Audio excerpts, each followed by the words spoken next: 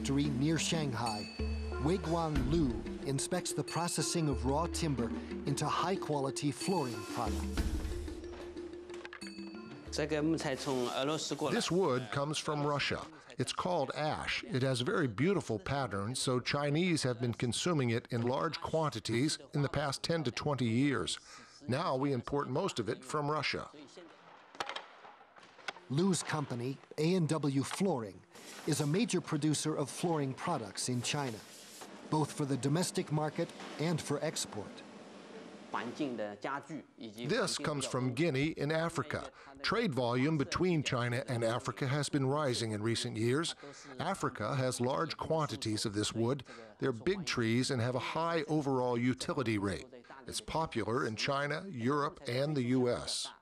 What has made Lu's company different during the past decade has been his pioneering work in developing sources of raw timber in Brazil. This species is imported from Brazil. It's called ipe, mainly used for flooring and decking. It accounts for half our imports from Brazil. It's our star product. It's very popular and it looks very pretty. Lu turned to Brazilian sources for good business reasons. There are many species of Brazilian wood that are suitable for flooring.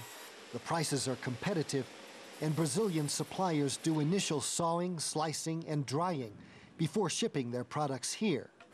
But there was yet another reason. Lu decided he could no longer in good conscience buy raw timber from countries where illegal logging is rampant, like Indonesia. There have been a lot of illegal activities involving timber exporting countries like Indonesia. This kind of trade was actually not economically beneficial to the exporting countries and caused great harm to their forest. When the timber reached China, it was bad for our business because it created a vicious cycle and was unfair to law-abiding companies with a sense of justice. As he changed his company's purchasing policies, Lu was inspired by local environmental organizations like WWF. They really made a lot of effort to get to know us, follow up with us, and persuade us to join their organizations and contribute to their projects. For Zheng Han and her colleagues in China's young environmental movement, developing Weiguang Lu as a cooperating partner was a major breakthrough. Mr. Lu was one of the first people in this business to understand the linkage between industry and environment. So he decided to take action, and he cooperated with us very well.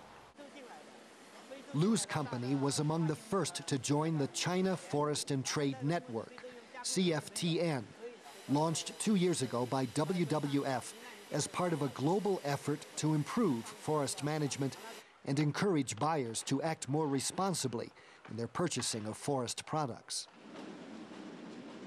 CFTN now has at least a dozen members, including flooring, plywood, and furniture manufacturers, retailers, and 2 state-owned forest bureaus. A small start, but a promising one. In total, these members consumes about 2% of China's total wood consumption. So they are really the leading and large companies in the country. They are very influential in the sector. More companies are waiting to join. To qualify, they submit to appraisals of their operations and develop detailed action plans to improve their environmental performance. CFTN provides technical support and guidance to help the companies follow through on their action plans. As members, companies make a public commitment to produce and purchase responsible forest products, including, when possible, products that bear the stamp of the Forest Stewardship Council, the FSC, products certified as being harvested from well-managed, sustainable sources. A&W Flooring has started buying FSC-certified wood. This is FSC-certified wood. These are all from plantations where trees are fully grown in only 15 years. Domestic plantations of fast-growing trees like poplars can be a major substitute for wood from natural forests. we think it's a workable way that if we can make good use of the domestic supply to reduce China's negative environmental impacts on of the timber imports from other countries.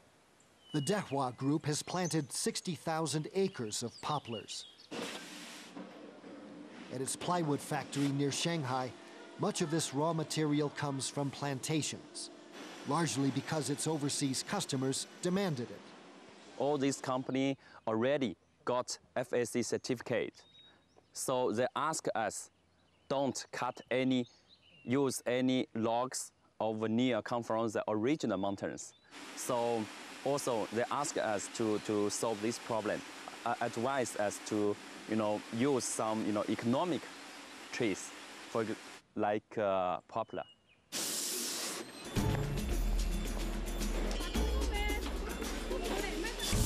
For a Chinese company looking for export markets, a reputation for being environmentally responsible can be a good thing and increasingly necessary.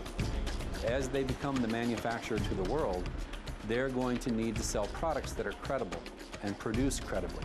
So if they want access to the European or the US market, they are increasingly going to be asked, how are those products produced? Where do the raw materials come from? For its members, CFTN has opened trading access to the members of other country forest and trade networks, a huge community of more than 300 like-minded businesses in over 30 countries. And that means profitable deals for members like A&W Flooring. For example, the British home improvement chain B&Q is a member of the network, and WWF referred us to their suppliers, and we were able to conclude the deals. Once again, thanks to WWF's role. The Chinese have shown themselves to be very versatile and very responsive to the demands of the market, to the extent that we can incorporate a message that we want products that are environmentally and socially sound as well as affordable. The Chinese will react accordingly. And there are also examples set by foreign companies operating in China, like the giant Swedish paper company SCA, that follows a strict global policy of buying all its raw materials, much of it recycled, from certified suppliers. Its chief executive in Shanghai believes many Chinese companies will have to do the same. And where our customers demand that we follow this kind of practice, in order to be competitive, they will have to follow us to do the same thing, with the support of the government and the people here. Support from the government and people of China will be essential. The vast majority of companies in China's wood products industries are not selling to export markets.